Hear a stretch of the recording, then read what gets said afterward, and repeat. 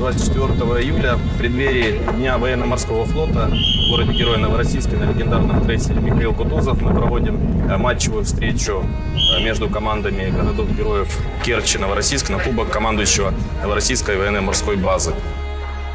Это очень важный день для всего города Новороссийска, потому что, начиная с первых дней основания нашего города, его основали моряки, именно военные моряки. Поэтому это действительно праздник, которым празднует каждый житель города Новороссийска. Как солдаты мы готовимся весь год. Турнир был изначально придуман буквально месяц назад, поэтому у нас формат был ужатый.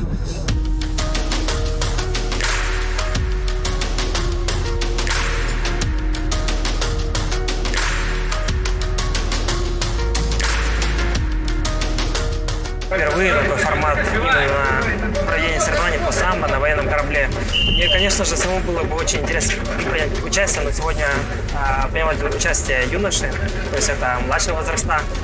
15-16 лет – самый такой продуктивный для борца возраст, после которого идет уже с этого возраста отбор в национальные сборные, поэтому это шанс проявить себя на всю страну.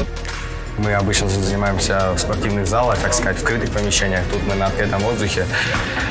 С одной стороны, это очень хорошо, с другой не очень. Но борец должен быть развит во всем, будем пробовать, стараться.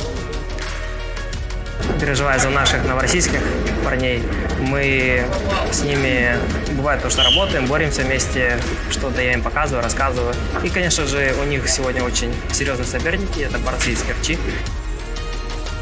Школа Новороссийска, она всегда славилась своим партером, то есть все борцы, они направлены на борьбу внизу, а борцы из Крыма больше уже как стоечники, то есть они делают верхнюю борьбу, так что это как раз интереснее и всегда интересно смотреть противостояние стойки и партера.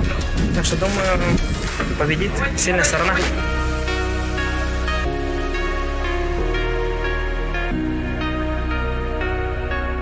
Кубок сделали в виде гильзы памятный, и он довольно-таки увесистый, и он будет переходящий каждый год. Мы будем снова сражаться, чтобы сохранить его именно у города-героя Новороссийска.